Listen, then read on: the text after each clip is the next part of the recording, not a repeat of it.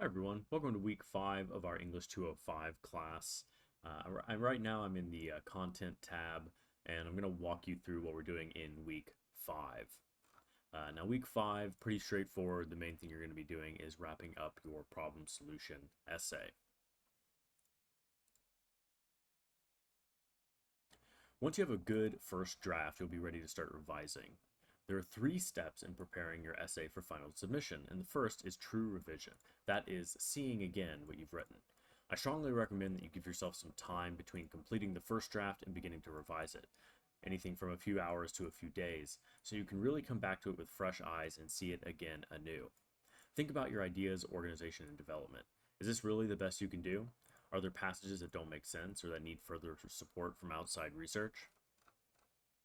After some tough revision, you are now ready to edit, which means looking closely at the sentences and words that you've used. Do you have a variety of sentence types to keep your writing engaging? Have you selected the very best phrasing to help your reader understand your ideas? The best idea in the world won't get very far if it's not expressed well.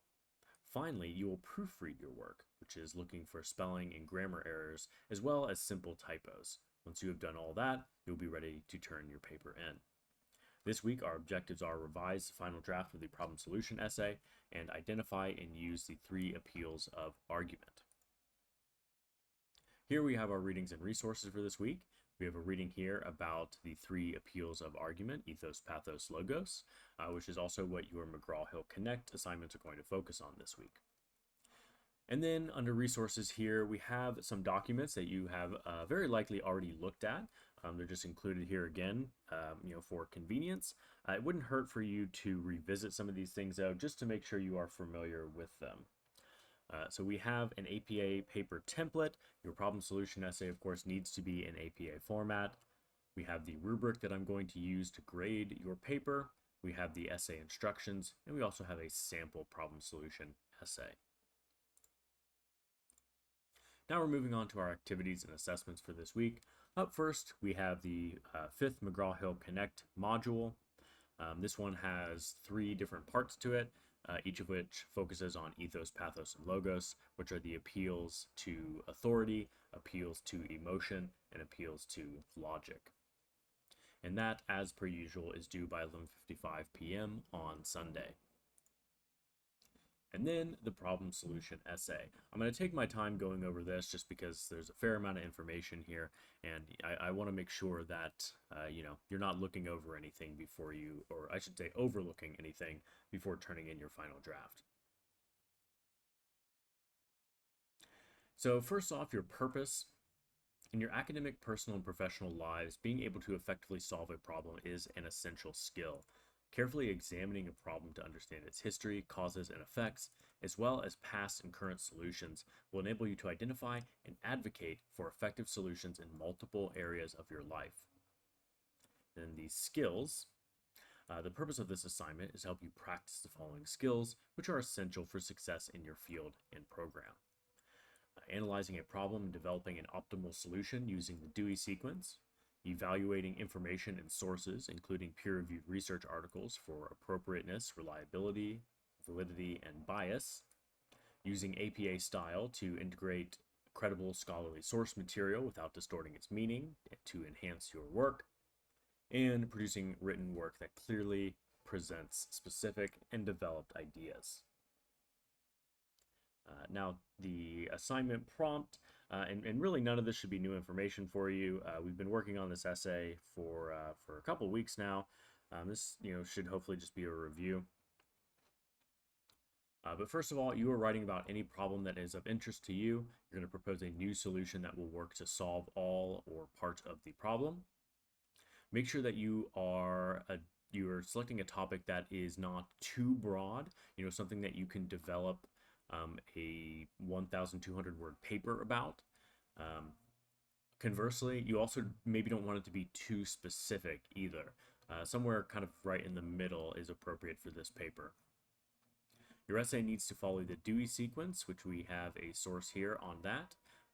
We've also gone over the Dewey sequence in past weeks. You can go back and revisit those materials if you need a refresher, but we have kind of a rundown of it here.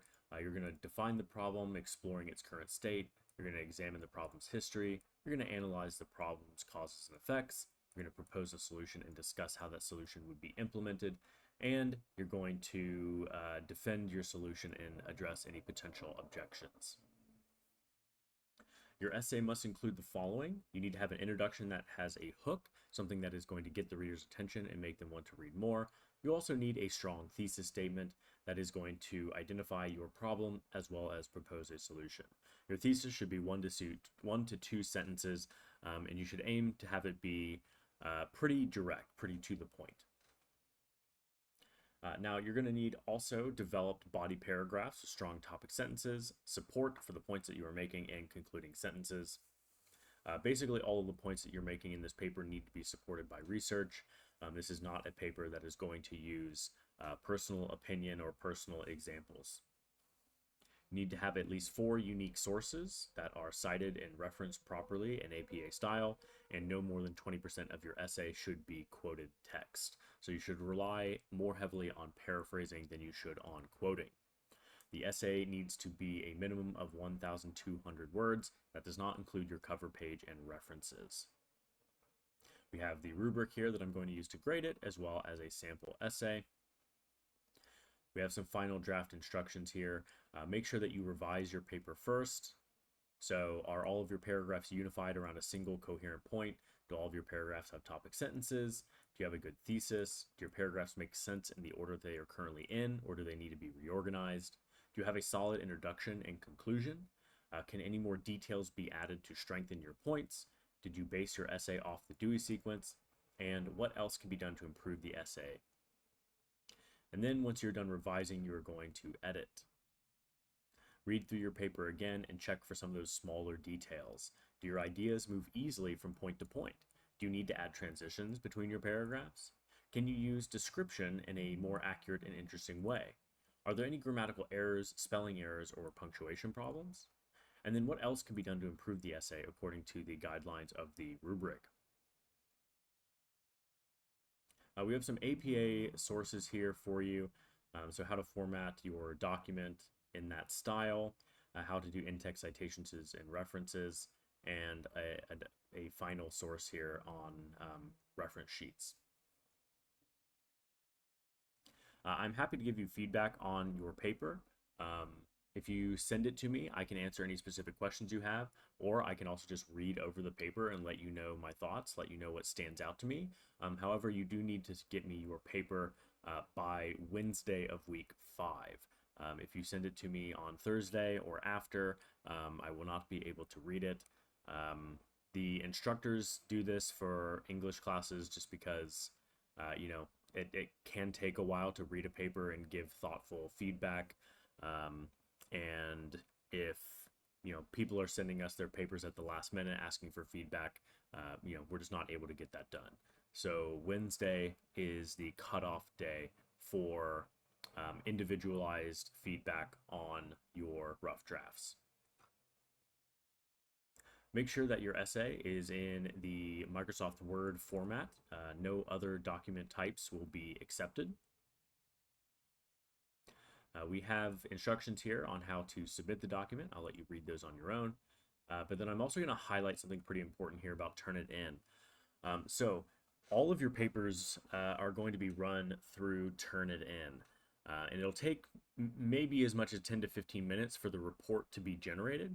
But Turnitin will produce a similarity report, or originality report as it's sometimes called. And what this does is it checks to see if what you have written matches with sources on the internet or things that other people have written. So it is a tool that is used to help detect plagiarism. In and of itself, it does not actually detect plagiarism.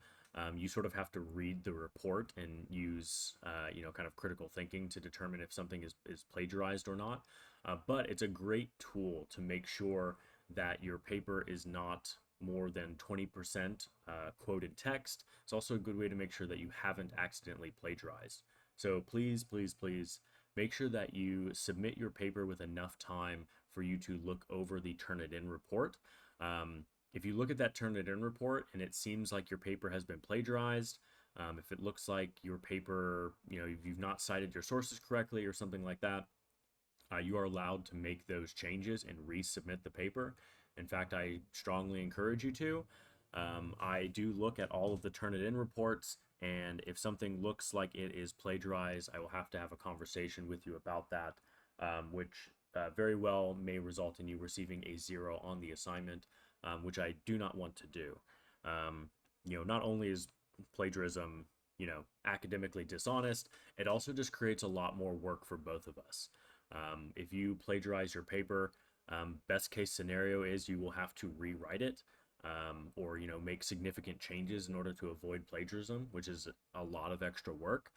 It also requires that I contact people. I will likely have to file a report. There's some paperwork that goes into that. So please allow yourself time to check for plagiarism before committing to a final draft of your paper. And the essay is due by 11:55 p.m. on Sunday. It can be turned in up to 2 days late, with a 5% deduction for each day that it is late. This is a very important assignment in this class. This is your heaviest grade in the course, so this is something that you really want to make sure that you do well on. And that is it for this week. If you have any questions, you need help with anything, you want me to take a look at your paper, please let me know. I'd be happy to help you out.